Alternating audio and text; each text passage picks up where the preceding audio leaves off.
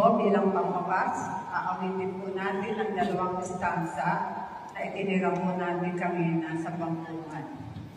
Muli po tayo umawit. Kamahal-mahal